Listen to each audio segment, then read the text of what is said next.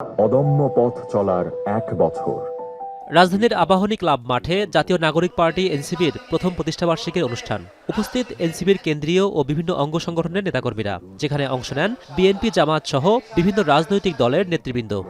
নতুন আকাঙ্ক্ষার মতভেদের ঊর্ধ্বে গিয়ে জাতীয় স্বার্থে রাজনৈতিক দলগুলোকে এক থাকার আহ্বান জানান বিএনপি নেতা ও স্বরাষ্ট্রমন্ত্রী সালাউদ্দিন আহমদ।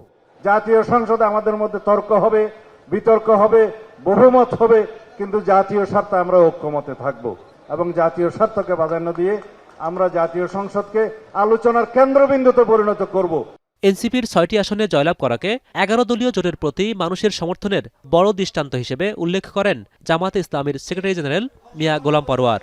জনগণের মাঝে তারুণ্যের শক্তির প্রতি, এনসিপির প্রতি মানুষের যে আস্থা তারা প্রদর্শন করেছে, বাংলাদেশের একটি নতুন বিনির্মাণের লক্ষ্যে এনসিপির সঙ্গে মানুষের আস্থা তারা এই ভোটের মধ্য দিয়ে প্রমাণ দিয়েছে।